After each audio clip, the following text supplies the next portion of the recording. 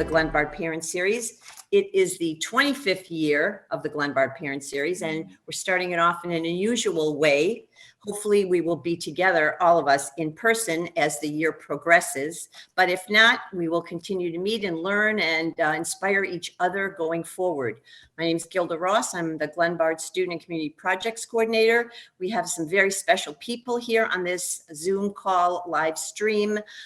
We have Dr. David Larson, Superintendent of Glenbard District 87. I want to have a special shout out to Dr. Melissa Kaskowski for her leadership in making this happen and hosting us here tonight at the District 41 site.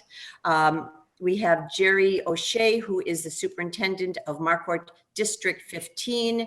We have Joe Williams, the superintendent of Queen Bee District 16. We have Ted Steck, the superintendent of Lombard District 44. We have Emily Tamaru, the superintendent of Community Consolidated School District 89. David Hill, the superintendent of Community Consolidated 93. We're here for a program titled Building Children and Teens Resilience in These Challenging Times. Our special guest is Dr. Ken Ginsburg, who is the author of this book, Building Resilience in Children and Teens. It's in its 4th edition. This is a book that's about every day, but particularly focusing on what's happening now, because we're going through a confluence of so many things going on that we're living through a time that's particularly challenging and a time where there's a lot of uncertainty.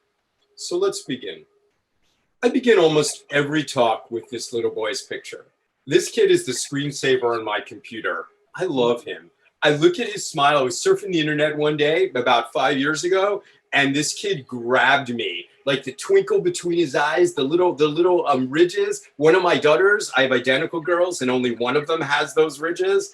And she could get me to do anything. She would come towards me, and I'd be like, "No, not the eyebrows." And this kid does that for me. In his face, do you see joy? Do you see hope? Do you see that if we can build a world in which this kid will thrive, all of our kids will thrive? This kid is on a refugee boat. This kid was just picked up by the Italian Navy an hour ago. So I don't know what happened in his first 2 years of life, but I know it was something complicated enough that his family decided to get on a boat that wasn't seaworthy to try to have a better life. That's what I know. And I do know, however, what happened in the last hour. In the last hour, the boat was sinking. People were cold, people were wet, people were screaming, people thought they were going to die. And yet this kid looks like joy. So what is this picture really about? It's actually not about the child at all. It's about what makes children okay. And it's about the loving adults around them. And I'm not very good at math, but I count 3 adults. And I'm going to assume that one is the mother and one is the father. And what this picture tells you is that when the parents are there, the rest of us are additive. And when the parents aren't able to be there, then we are absolutely critical. This picture is the best picture of resilience because it gives you the answer. When we protect the kids, when we watch over the young people, and we create a sense of safety for them, they'll be okay, even through difficult times. So how do we define success for all young people? What we tend to do is rather simplistic. We tend to look at the child in front of us, and that's your biggest mistake. Because if you're looking at the child in front of you and thinking about success, you're going to overfocus on one of 2 things: their happiness in the moment or how they're doing in school. And either of those 2 things can be a mistake to solely focus on. What I need you to do is to look at that child and to imagine the 35-year-old, to imagine who you're building, right? And then you begin to understand what it is you want in that child when he or she becomes 35, 50, and 60. You need someone who's compassionate, hardworking, creative, who looks at human beings who are downtrodden, and rather than look at them through the lens of what's wrong with them, understand that something happened to them. It's all of our job to lift them up. We need people who are going to be creative, who are going to be innovative. We need people who have a collaborative spirit, who honor diverse opinions, and people who are resilient, because those are the people who are going to make it in the future. What is resilience? At its core, it's about the ability to overcome adversity. It's the capacity to bounce back. But it's not just about survival. It's also about thriving in the best of times. Of course, we want our children to be resilient so that whatever hits them, they're going to be able to make it past. But it also allows you to get the most out of life, even when life is tough. And when life is good, it allows you to savor every moment. That's what resilience is. At its core, resilience is a mindset. To understand resilience, you have to understand stress. To understand stress, you have to understand that we are designed to run from a tiger, right? We are prey, and we all come from the jungle or the tundra or the plains, but whether it was a tiger or a bear or a wolf, we are prey. And if you don't believe that we're designed this way, let's back up for a minute. So here I am in my jungle chair, and I smell a tiger. What happens to my body? The first thing that happens to my body is I feel butterflies. Why? Because that is literally the blood leaving my belly to go to my butt so I can jump and to my legs so I can run. Isn't that cool? That's the first thing that happens. Then your heart beats fast so you can pump that blood. You sweat so you can cool off. Your pupils get big. Why? So you can run even in the dark. You won't trip over the log, right? You breathe fast to oxygenate that blood. And you can't think clearly. Why is that? Because you're not supposed to turn to the tiger and say, let's work it out. I'm sure we can. And you know what else you can't do? You can't feel fully, because you're not supposed to turn to the tiger and say, can you just tell me what it's like for you to want to eat me? I want to understand your perspective. So during times of maximal stress, we cannot think, we cannot plan, we cannot fully anticipate the future and create or change our current actions because of that, nor can we connect fully to other people. We are designed to be able to escape. But when we see a real tiger, we know exactly what to do.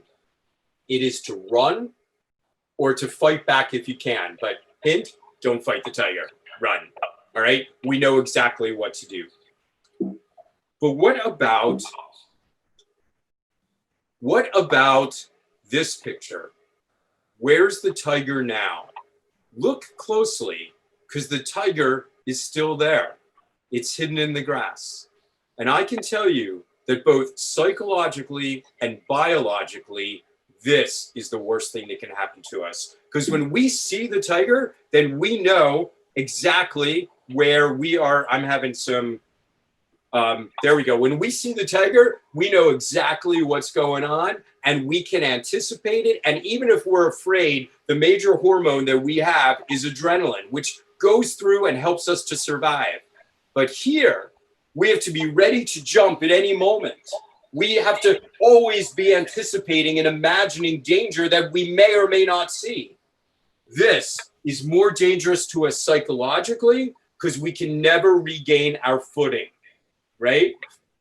And when we have to be ready to jump at any moment, there's a whole different set of hormones that come into play. The hormones that keep our blood pressure high so we can jump at any moment. And that hormone is cortisol, and cortisol is at the root of all of the problems with toxic stress, that what it does to your body, your brain, and behavior. Furthermore, this picture also teaches you about another thing that's going on, which is racism. When we think that racism is about racial hatred, we are defining it as the tiger. And while that is one element, it does not capture what is really going on here and what are the toxic forces of racism.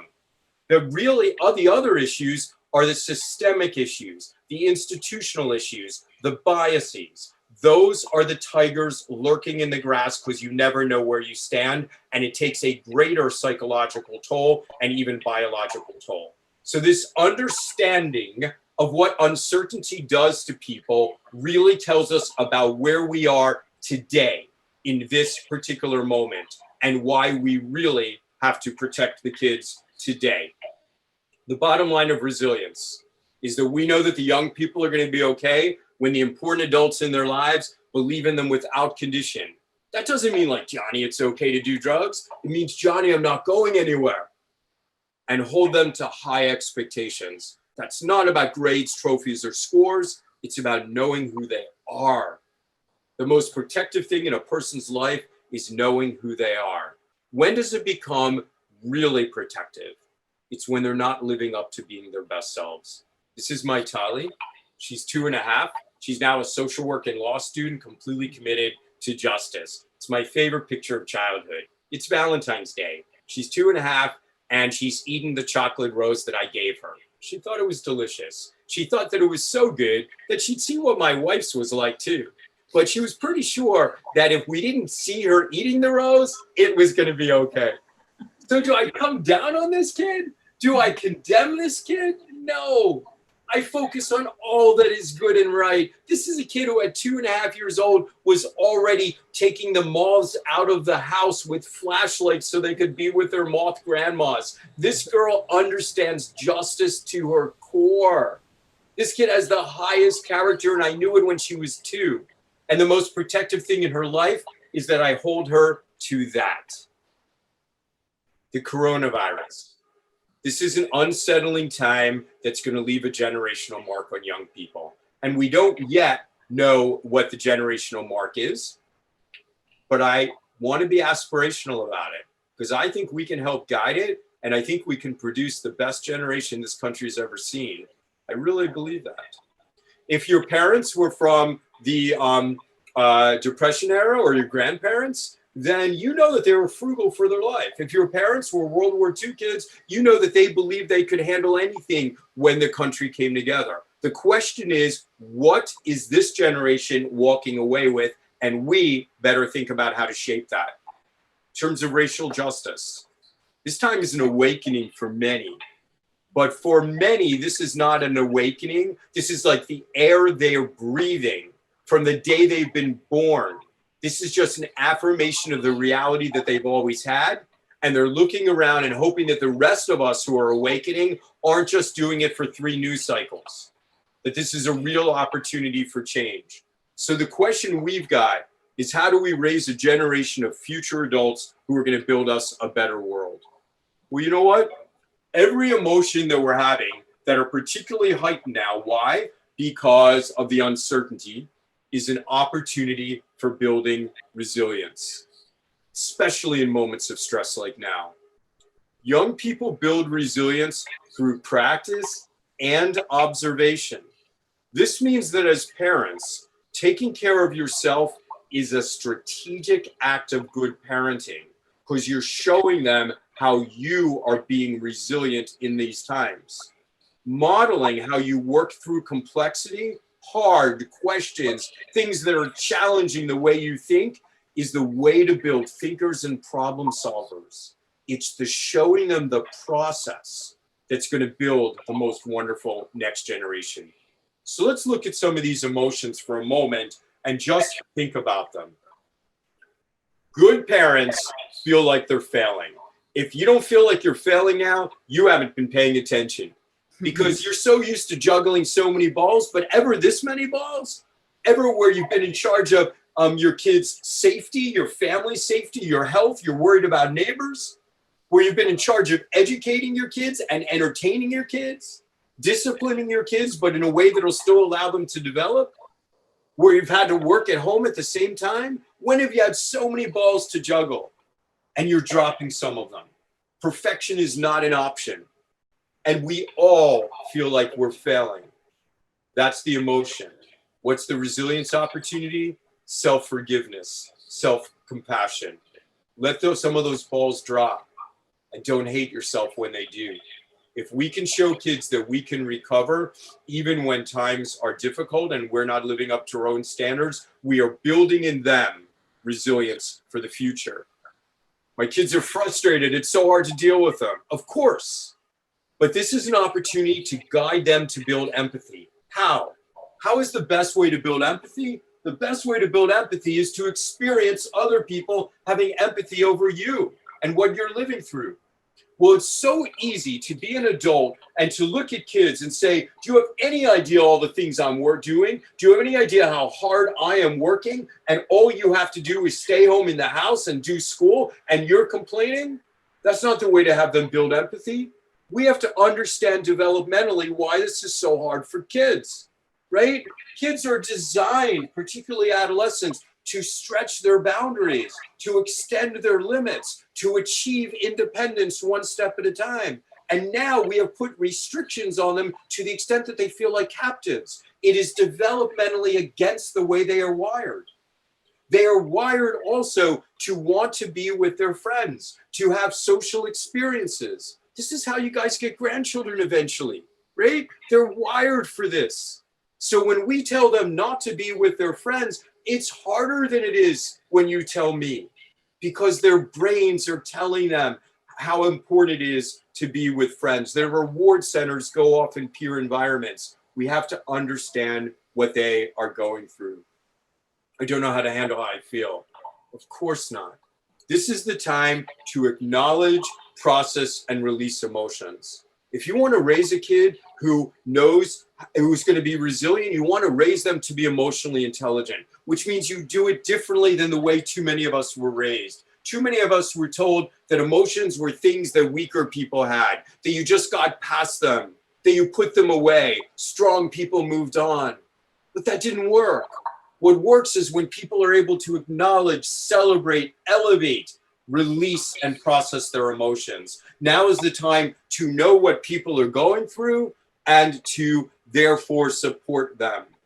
I want to pull my hair out. Things are going crazy in my house. There's too much of togetherness here, and we're all just getting on each other's nerves. That makes you human. Houses are complicated places. Families are complicated. Love is complicated. But right now, the world is chaotic. The world is so chaotic that we have to be really intentional about creating peace in our homes. Shalom bayit. We have to be really intentional about it right now. We have to talk out loud about the fact that we are giving each other's breaks, that we are giving each other the extra space to make mistakes. We're just being a little bit gentler, a little bit more compassionate. We show them that we're doing this. Our kids will implement that in their own families and therefore be much happier far into the future. I need a timeout. I'm going crazy. Many of us are, right? What do? We get to calm and we learn how to be a calming presence for others. But how do we teach kids how to get to calm? It's called co-regulation. We're teaching kids to regulate their emotions. Well, so our goal is to build calmness amidst a chaotic reality. What is co-regulation? Think about it if you were on an airplane and there's turbulence. What happens? You're wondering how scary things are and you're getting very, very anxious. What do you do to get to calm? You look for the flight attendant. And if he or she is still serving peanuts, you're good. That's called co-regulation. It's borrowing someone else's calm. It's reading someone else to see how they are managing it. This is what we do with adults, as adults with kids. We lend them our calm. We help them manage their stress load. If they're not caring enough, sometimes we put the gas on to make their stress load a little bit higher. When their stress load is high, we comfort them, we nurture them, and we co-regulate by showing how we are experiencing or getting to calm. Self-regulation is a skill to be developed. And parents knew how to do this when your kids were 2 years old. When your kid had a tantrum and he was going, oh, and then you said, you're feeling frustrated. Then the next time he had words, and then he was able to go, I'm frustrated. And then he just was a little bit calmer because you built his emotional intelligence. We continue to do that through childhood and adolescence. What do our little children need? Our children need to have a sense of safety. They need to see us flying into the pond, landing, and just gliding. They need to know that things are taken care of. That's what gives them a sense of security. That's why the child on the boat that I showed you was okay. It's because his parents were co-regulating with him. They were being the ducks gliding on the water. And it is a magnificent, indeed the only way to teach, to co-regulate with toddlers and with young children. But as children become mid-elementary school, and definitely when they become adolescents, we do them no favors by pretending we're gliding gently on the water. It's when we begin telling them the truth. The truth is that we're on top of the water, and the only reason it looks so smooth from the top is because our little feet are under the water going like this, like crazy, just paddling away. When we show our kids what we are doing underneath the water to get to calm, that is indeed how we build their resilience, right? So when things are really tough for you is when you say, I need a timeout. I'm going to take a shower. I'm going to read a book. I'm going to pray. I'm going to call my aunt. Whatever it is that you're going to do, talk about it. Let them know what you're going through, what you do to self-regulate, to get to the point where you can co-regulate. That is the way to raise an adolescent. Next, I don't know how to respond. I don't know what to do. I don't know what truth is. Exactly. You don't know what truth is because of the amount of misinformation that is being given intentionally, right? The divisive nature of the way information is being given. Now is the time that you show where and how you get information to believe. Show them how you look for resources that will guide you accurately, right? This is a lesson that will last for a very long time in their life. My mind feels out of control. Show them how you cannot control your body, your mind, until your body is okay. If you're stressed, you've got to get rid of that adrenaline through exercise. Then you transform your body into a relaxed state through the power of breath, whether it's yoga, meditation, mindfulness. Use the power of breath to get to calm. Next, I keep thinking about the worst case scenario. That's called catastrophizing or catastrophic thought. And it is the root of anxiety and depression. The tiger could be there, and everything's going to be terrible. Catastrophic thought. It's building mountains when all you have in front of you is a molehill. Stop. Retreat and say what is really going on, what is accurate, because if I live in reality, I can handle it. Next, I feel helpless. There's so many things I can't do. Welcome to the human condition. Find what you can do. If there is a mountain that you cannot imagine scaling, and you look at the top of it and you say, I'm never going to get there, you look at the base and say, I never can get around it, find a hill. Find a hill. Step up on the first hill. When you're on top of that hill, your sense of security is building. Now you can look at the mountain and have a sense that you can get there. Find what you can do and learn to let go of what you can't. For the last 15, 20 years, parents especially have had so much on their plate and judge themselves so harshly. Now is the time where you're juggling so much that you're absolutely dropping balls. Leave some of them on the ground. That's where they've always belonged.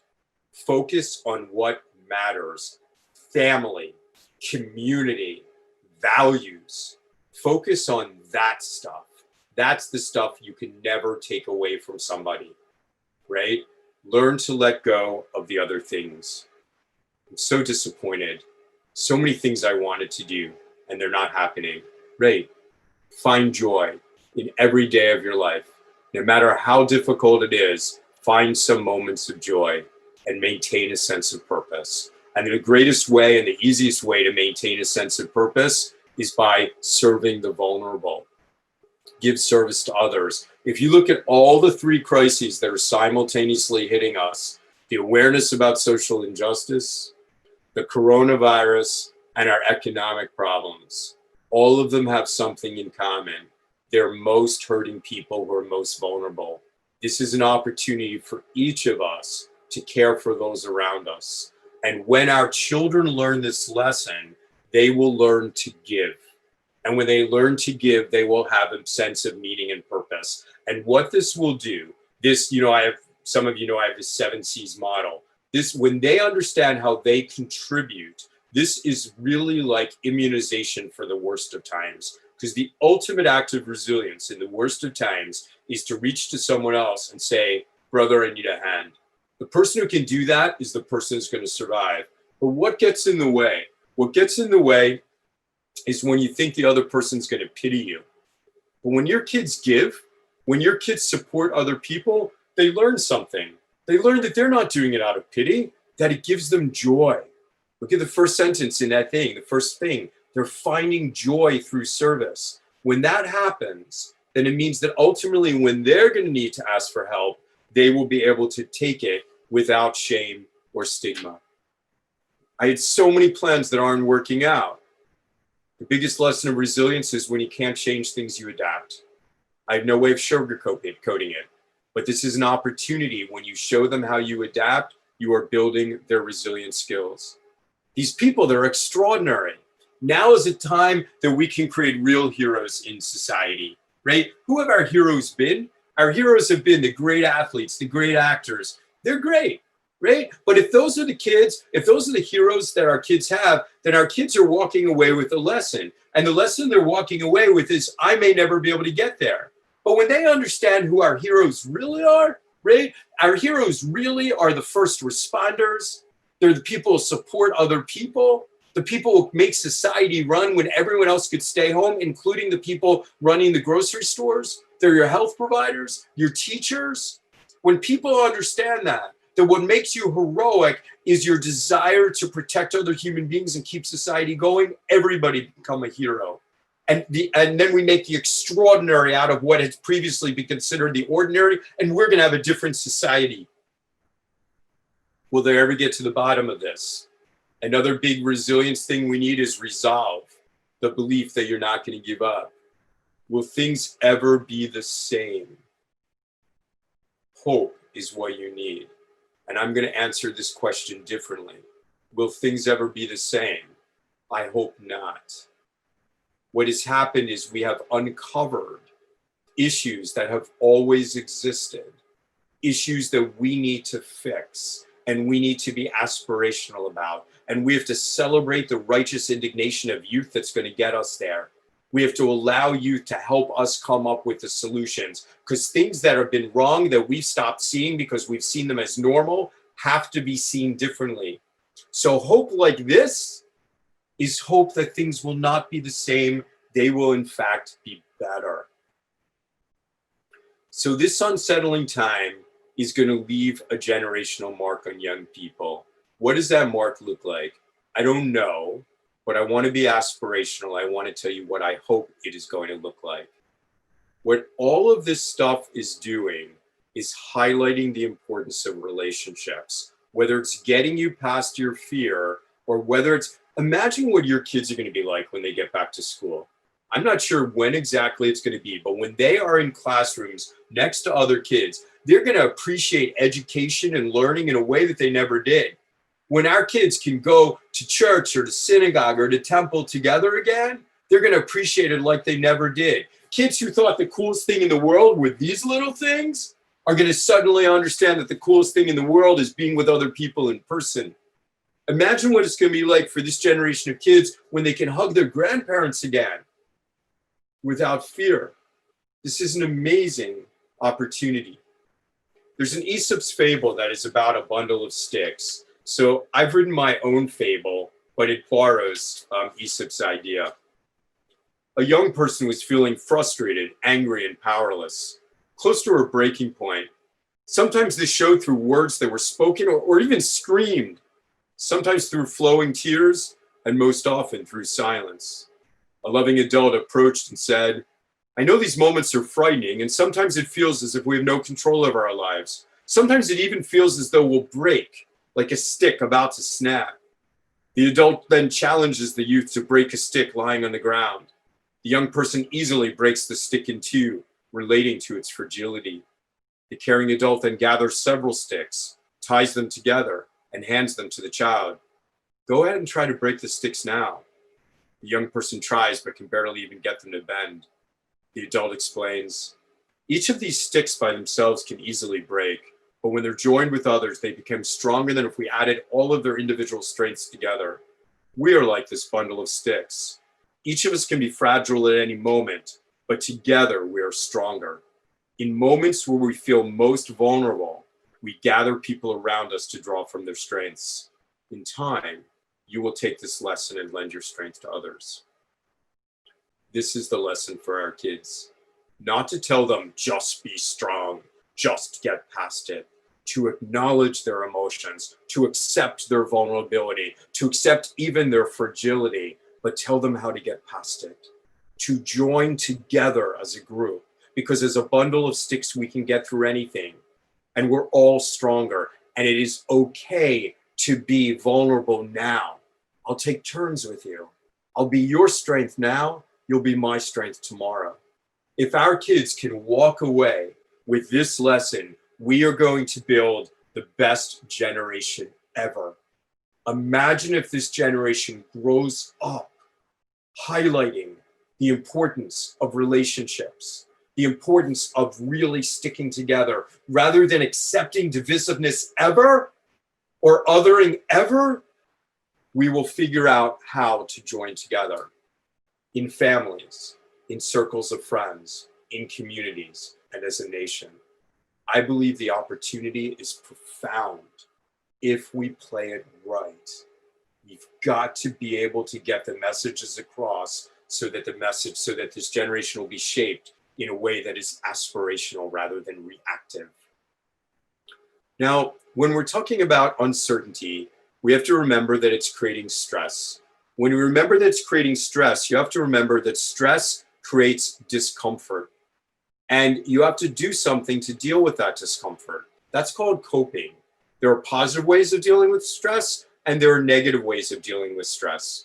One of the biggest mistakes you can believe or is that the negative coping strategies are called negative because they don't work. No, they actually work best. These are your quick, easy fixes. This is drugs. This is sex out of a relationship. This is punching someone in the face. This is cutting. There are so many ways to manage stress. The reason they're called negative is because they destroy you. If they fix a problem quickly, then you can be pretty sure whenever you take a behavior and you add the word quick fix to it, think addiction. Anything that is too easy, that solves the problem too readily, is addictive and harmful. Our challenge is to find the kids who are already coping in a negative way and heal them and give them positive coping strategies. And for those like superintendents of K through 6s, now's the time you create the great adolescents and the great adults. You put into place a comprehensive coping strategy in kindergarten. You don't call it a coping strategy, but you put into place all of those strategies so that we have kids raised with a wide repertoire of positive coping strategies so that in times of uncertainty or times of difficulty, they know where to go and they will ultimately go to relief. I want to share with you some resources now. The first resource is free to everybody, and I want you to use it. This is the Center for Parent and Teen Communication. This resource is a very large, very well funded from the John Templeton Foundation and Hive at Spring Point, that enables people to have a strength-based view of parenting.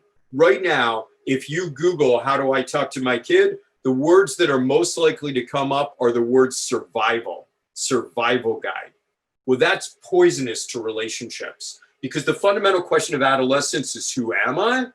And the fundamental question of parenting adolescence is do I still matter? And if you believe the myths around adolescence, that they think they're invulnerable or invincible, not true.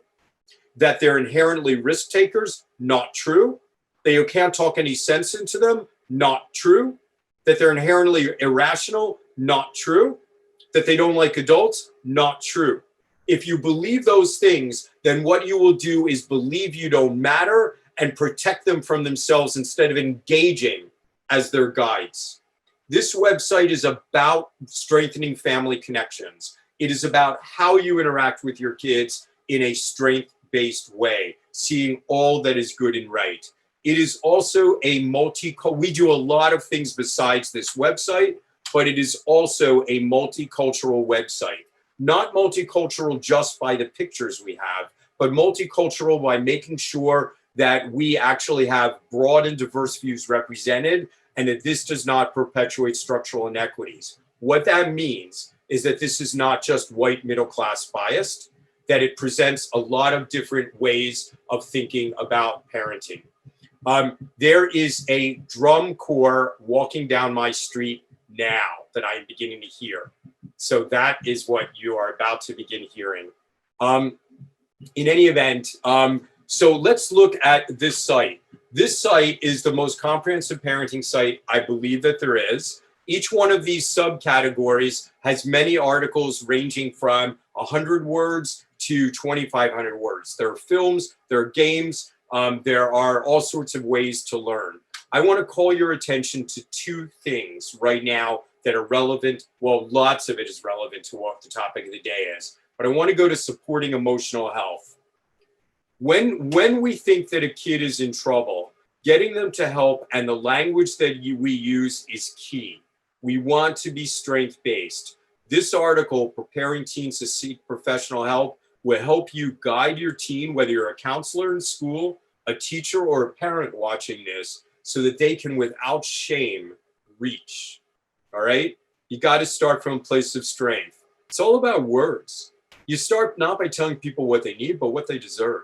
You see all that is good and right in them and tell them how to move the next step. You tell them about the help-seeking process. You let them know the treatment can work because there's a lot of people who think it can't. That the investment in time is going to pay off. That it's a real act of strength to say, I don't feel my best and I deserve to feel better. That they're not alone. They're not going to be going through this alone. You are not passing them along to the next person. You will stand by them, but you are sharing them with someone who has experience to help them in a way that you don't know how, but you will never not stand by their side. This is the one that's most important to me. My life would have been different when I was 17 if the depth of my sensitivity that was driving me into depression, if someone had said to me, that's the best thing about you, Ken. It's what's going to make you the best father, the best lover, the best boss, the best colleague, right? All of that stuff that was good and right about me, I didn't know was good and right about me. I just knew that I was feeling too much and too fully. We've got to let people know that the kids who are anxious, the kids who are depressed, the kids who feel full, even full of rage, they make the best adults. Our goal is not to have them put away their emotions. It's to have them leverage their emotions, regulate their emotions, and launch from there. Because that's what's going to make some of our best kids. And I want you to begin. You can all access this for free starting tomorrow. Put it on your websites, use it in your families, managing stress. This is a stress management plan that for those of you who have read my book, Building Resilience, we spend more than 100 pages teaching you how to do it, but this teaches kids how to do it. This is written by young people, for young people, but it's all rooted in the evidence. We teach them about stress in this article. We have films that are by young people. You could spend 3 hours on this site because everywhere, I don't know if you can see this, but everywhere there's a blue link, you could go to another article or another film. But if you want, you can get through this in 15 minutes by starting on this plan. So what we do is we take you through 11 steps to develop your own stress management plan, your own strategies to self-regulate. It doesn't substitute for counseling, but you design it yourself. You write in your name, you give your email, you'll get your own plan back. This is not research. We're not saving data. We're just giving you your plan back. All right? So we work first by helping them learn how to identify and then tackle problems, right? Then we teach them at the bottom of this page the power of the word yet, the single most important word in cognitive behavioral therapy. I can't do math becomes I haven't learned math yet. I don't have any friends. Turns into I haven't made friends yet. It's just a reframing word that is so powerful. From there, we will have them define their mountains and figure out which hill to attack first. Sound familiar? At least I'm consistent, right?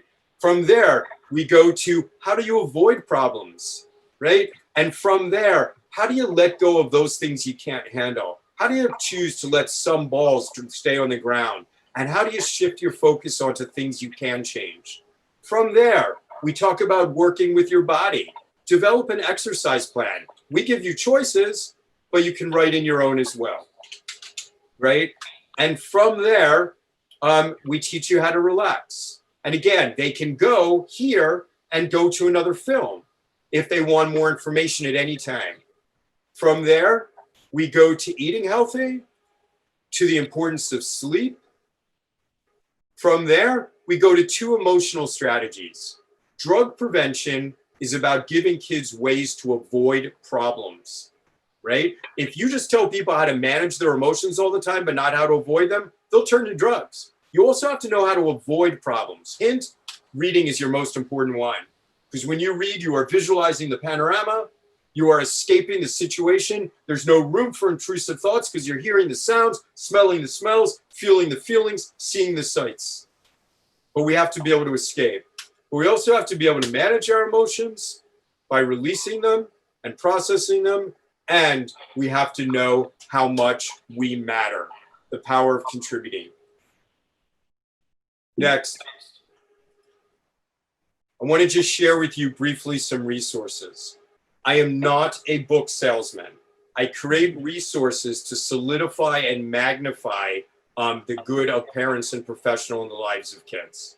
And these are the resources all published by the American Academy of Pediatrics. Raising Kids to Thrive is a book that uses 500 different kids to give parents advice about kind of when to protect me and when to trust me, when to love me without condition, and when to let me know what your expectations are, right? That's what that book is about. It's also about helping parents reboot and restart relationships with kids they've struggled with. Building Resilience in Children and Teens. This is now the 4th edition. To give you an idea of how far back Gilda and I go, she held up the 2nd edition, okay? So this came out on the 26th of May. Fair warning, if you go to Amazon, it's gonna try to first sell you the 3rd edition. Make sure you write in 4th edition because it's a vast improvement. Reaching Teens is the most comprehensive toolkit. If you're a parent, it's not for you to buy. It is for professionals to learn how to work with young people in a strength-based way, using the power of relationships to move kids forward. And the essence of it is to teach professionals how to bring out the best in young people by seeing them as they deserve to be seen, not based on the labels that they might be received or the behaviors they might be displaying, but how to bring out the very, very best in them. It is huge. It is about 900 pages. It's got about 400 films, but it also has all of these navigational tools that make it much, much shorter for an individual. So that's what I got for you. It was a pleasure talking. And now I'm going to listen to you all and respond to any questions you might have. So Dr. Ginsburg, Dave Larson, great to have you on tonight. Wow, what an energetic, powerful message. You kind of remind me of a Baptist preacher, all right? Just want to, first of all, thank Dr. K from District 41 for kind of quarterbacking this and working with Gilda. And then also thank Gilda and GPS. Those of you that weren't on earlier, this is the 25th year. So we either kicking off the year or ending the last year, but what a great actually a kickoff event that is so timely with the crisis in many different ways that we're experiencing. So real quick, I'm gonna ask a question, then I'm gonna pass it off to Dr. O'Shea if he's there. And then as Gilda outlined earlier, we're just gonna go through the superintendents, end up with the highest district number 93, Dr. Hill, and just kind of go through. But my question is simple, but really profound. I have a 27-year-old, a 25-year-old, and a 21-year-old. So it was encouraging when you said, how will your young adult be when they're 35? That's what you need to focus on. So I have some time still. So thanks for that. So two-part question. How can parents guide their children to independence, both as they're rearing them and then also when they're young adults? Right. So, the best thing to understand, first of all, is that it is literally the job of childhood and adolescence to become independent. And so you also, in the way you asked the question, there was a certain brilliance because you said guide, you didn't say lead, right? So what we want to do is create opportunities for them to learn, but prevent opportunities from them entering dangerous zones. So think of adolescence as a puzzle. It's called Who Am I? How do you put together a puzzle? The first thing you do is you put together the edges. That's the power of protective boundaries, beyond which kids can't stray, right? And those are about safety. When you give kids clear boundaries beyond which they can't stray, they know exactly how far they can push.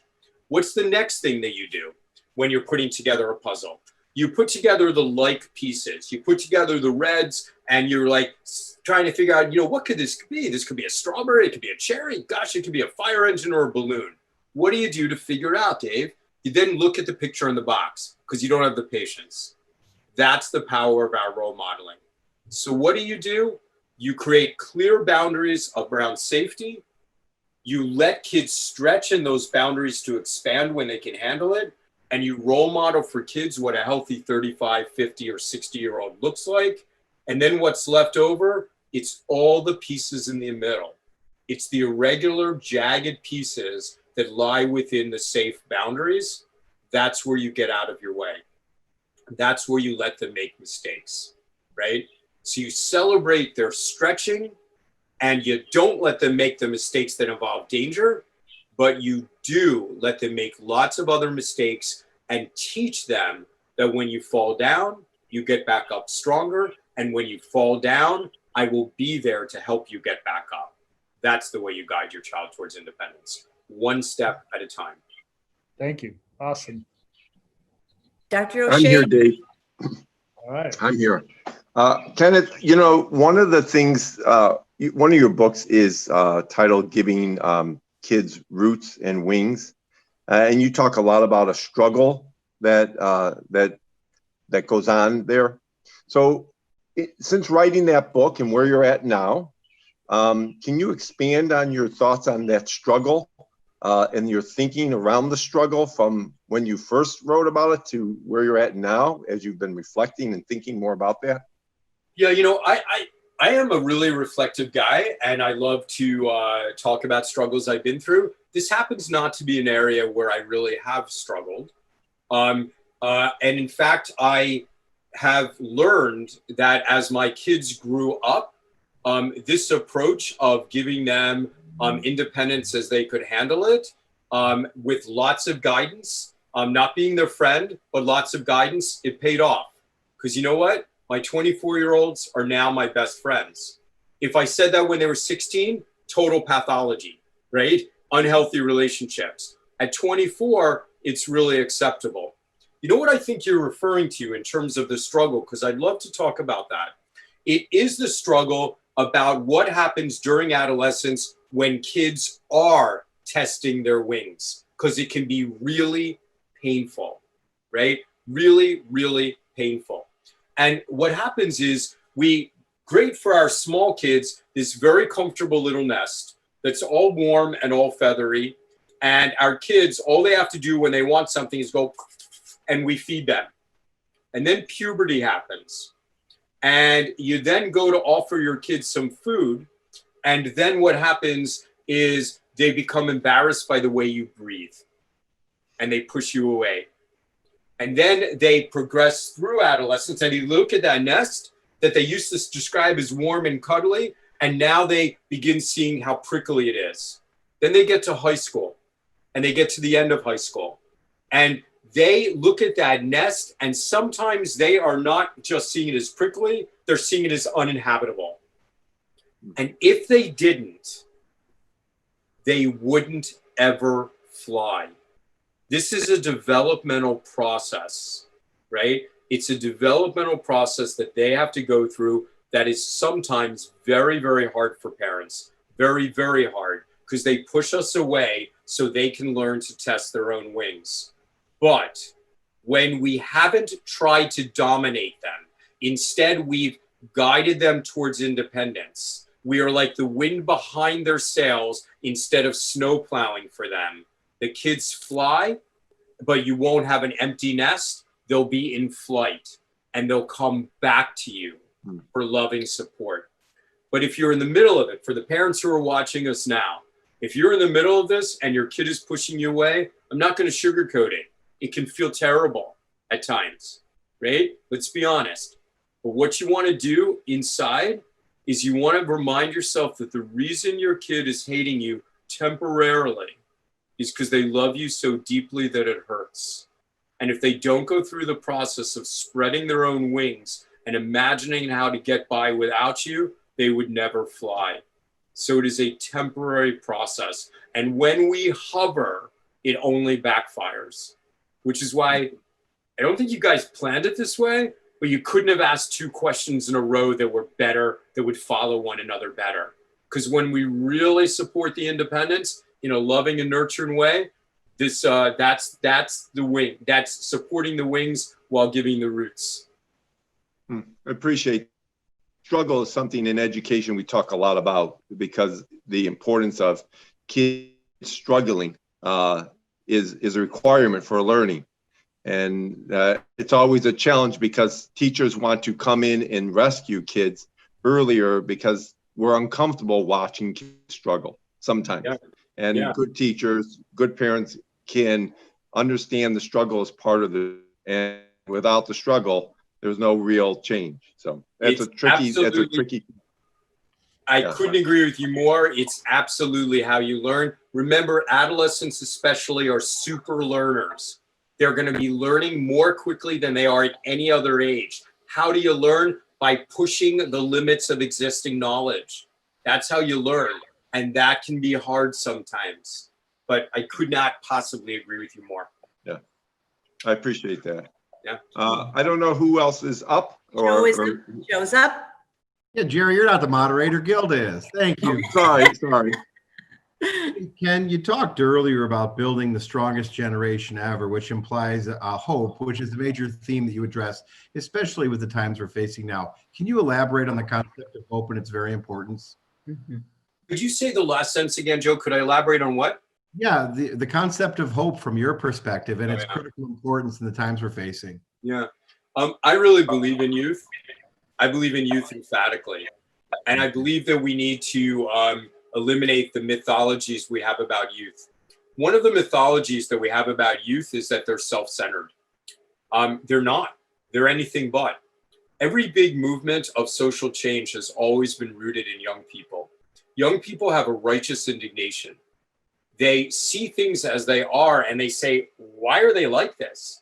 And they demand change. And one of the best ways that adults, the word best is not the right choice of words. One of the ways in which adults have shut youth down is by creating the myth of youth are trouble. We need to control them. We need to, they're self-centered, they're selfish. All of this is not true.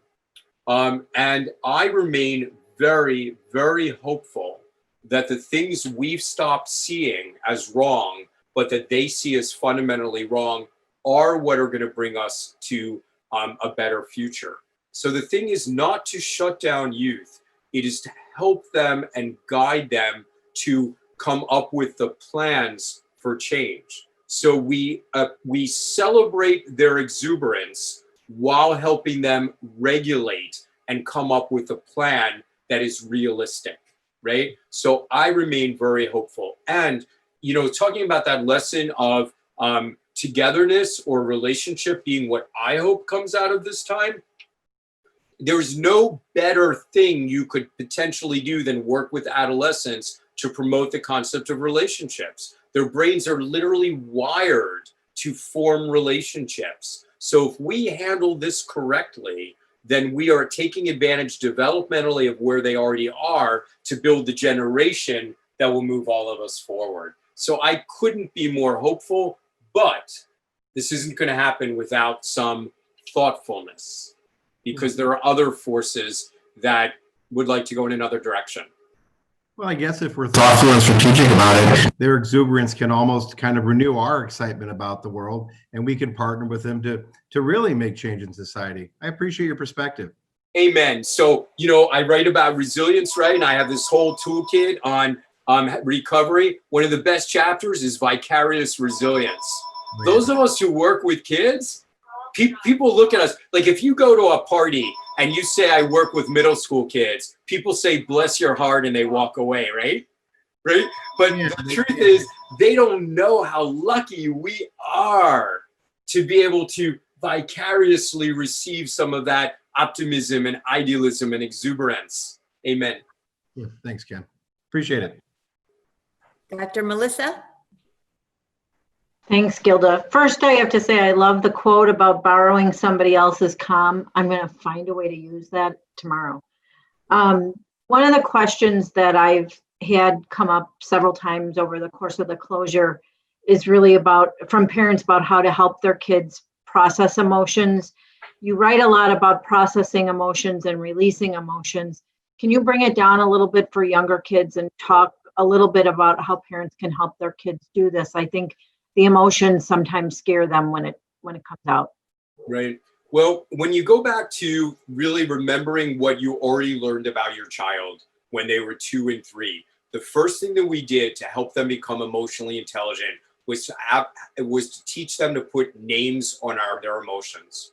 So the first step towards becoming emotionally intelligent, when things are swirling, so many different emotions coming from so many different directions, is to help them compartmentalize and name the things that are going on.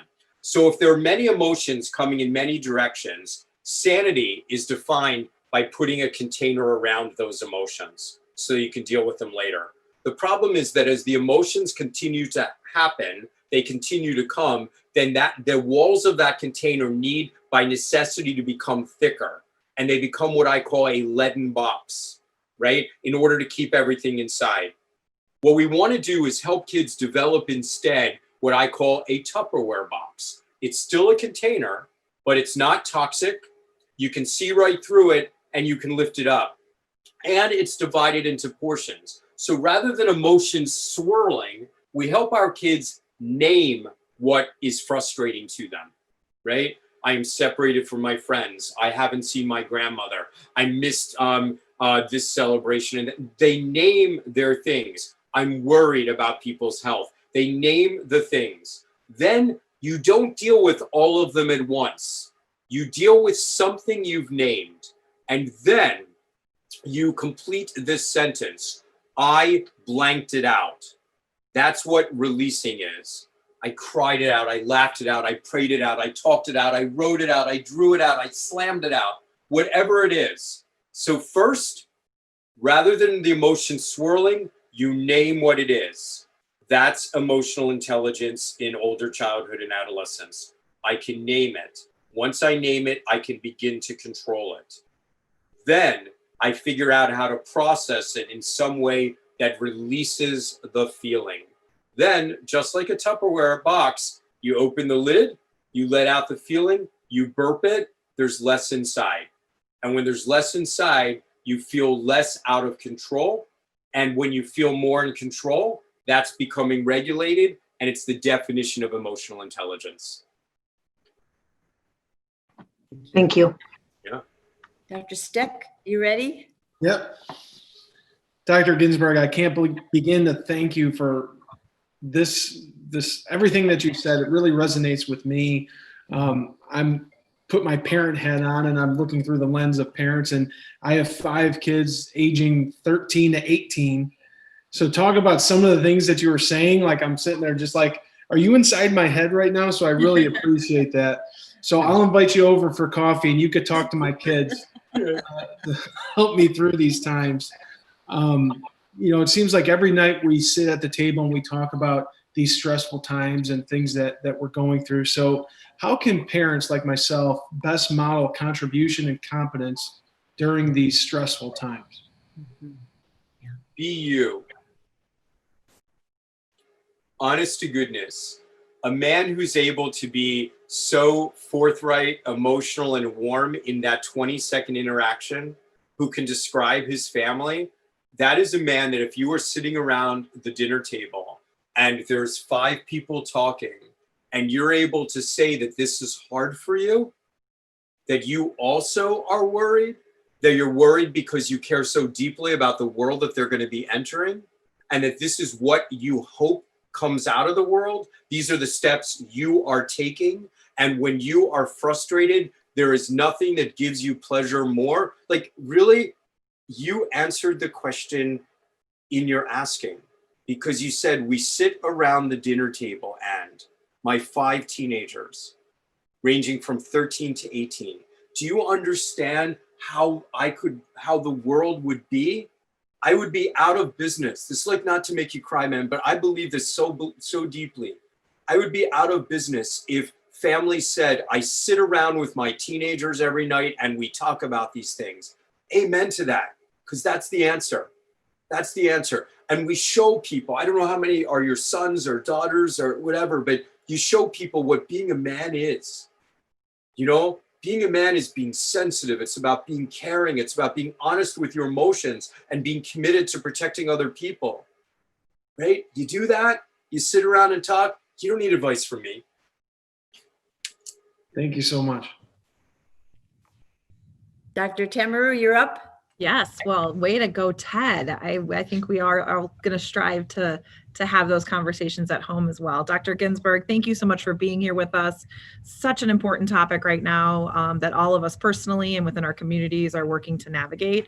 You've talked a lot about relationships and vulnerability and, you know, helping name these emotions and modeling for our students and our kids. In thinking about doing all of that as an adult and as a parent, we are feeling a sense of a loss of control, right? Things are happening out of our control, and it's providing a great deal of anxiety. So how can you help and kind of give advice to parents adapt to that loss of control that they're feeling right now in these uncharted times? Yeah. So I addressed some of that during the talk, and I just want to underscore it. If you're smart, wise, and paying attention and caring, then you feel out of control right now, because that's reality. If you are not feeling out of control right now, you are not paying attention, right?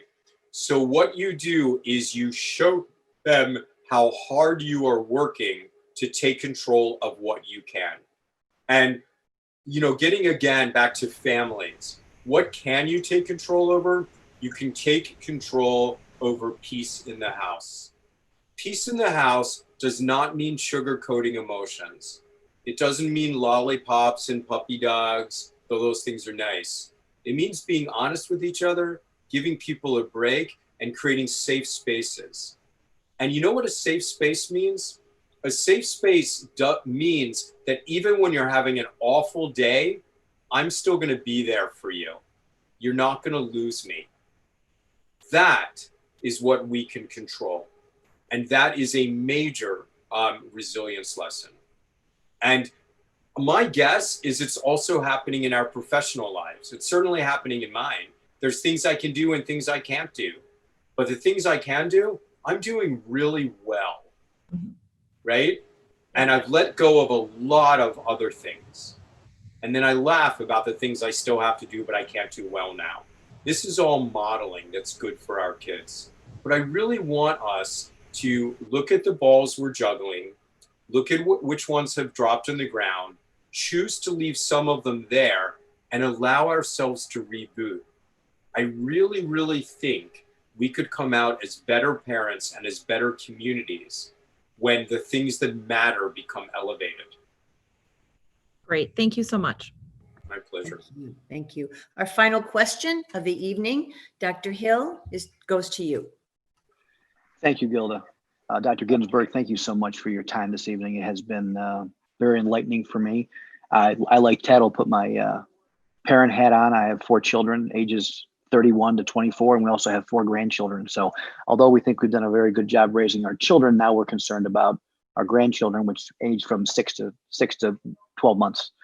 A lot of the conversations we've had in our community is parents feeling very overwhelmed with the fact that they're not able to homeschool their children. They don't have the knowledge to do some of the things that our teachers do on a daily basis. And they're starting to really learn, I think, what teachers really do day in and day out to educate children. And I know it's not, a lot of our conversation today has been on what we can do for children, but with so many parents feeling so overwhelmed, what can they do to help themselves to feel like they're a part of this, not only helping their students, but helping themselves so they don't feel so overwhelmed with what's going on? Yeah. So the essence of what I was trying to communicate, David, was when we are self-compassionate and take care of ourselves, it is good for our kids. And it's a lesson that people like you really have to, you, the child advocate, really have to reinforce for parents. This is in general a generation of parents that are self-denying, right? They have, even before this, they were feeling inadequate and they would sacrifice for their children. And that was never good for their children, right? So now's the time that we really emphasize we are not expecting perfection. The best children are not raised by perfect parents because there's no such thing. Those are parents who weren't honest about what they were going through. Now's a real opportunity to take care of yourself, be transparent about it, be compassionate with yourself, because that really matters. And then it has to do with joining together. If this is an opportunity where there are things you're not good at, that you need to find other people who are good at it, who can support you, because I'm quite sure that if you are not able to support your child's physics homework, as I would never be able to do, right? I will trade with an engineer and I'll help your kid write an essay, for example, right? There's all sorts of ways that we can come together through this time. If you're superintendents, there's another conversation for us to have, which isn't today, but it is the reality that how are we going to support those children who don't have the kind of parents who watch this kind of presentation? How are we going to make sure that they benefit through virtual education from all of the relationships that have been holding them up over the years? And what I hope is that, you remember when I ended like the real heroes, like the new definition of heroes? I really hope that all parents understand how much teachers and educators have always been doing to make kids become their best selves. And our absence right now is exactly what could empower us to even have a greater impact later. You know, those are other conversations beyond a parenting talk that we can have in the future. I agree with you. I just think that's a tough conversation in our society right now. Yeah. With parents not thinking their kids are perfect or they're not perfect, and it becomes there's a very high expectation. And when kids are not in school and parents are unable to replicate what happens on a day-to-day, all they're thinking about is how far my child is falling behind. My child is not going to go to a top college. My child is not going to have the life that they should have because of this. So quelling some of their anxiety is an important aspect of what we're trying to do as well. Let's flip this, because raising children is about launching them into adulthood. Why do we love our children? We love our children so our children know that they are worthy of being loved, right? This entire generation is going through the same thing. If we really use this time to build our relationships with our children, to see them as we haven't been able to see them before because they were on these academic treadmills, these children will be just fine when they launch into adulthood. And I might say just a bit finer, right? So I'm not worried about the families who really can double down and build relationships. So if you are most focused on the fact that your child is missing out on academics, take a breath and think about building the 35-year-old. I promise you, when they're 35, they're never going to go, you know what sucked about 2020? I didn't take my SATs. That's literally not going to happen. Okay? Let's hope that they can look back and say 2020 was a terrible year, but I really got to know my parents better. And that was special. Hope so. Thank you for helping us be hopeful. Thank you for I always learn when you're speaking, Ken. When you look at this brochure, you will see that Ken Ginsburg is scheduled to come back to the Glenbard Parent Series, November 17th and 18th. And let's hope keep that hope alive, that we will be doing that in person. And thank you again. Thank you, all of you. Again, Dr. Kaskowski, thank you for your leadership to make this happen, hosting us, all of the superintendents that took the time out of their evening to be here, the parents that are online. Go to the website, check out all the resources that are here. Thank you, everybody. Have a great night.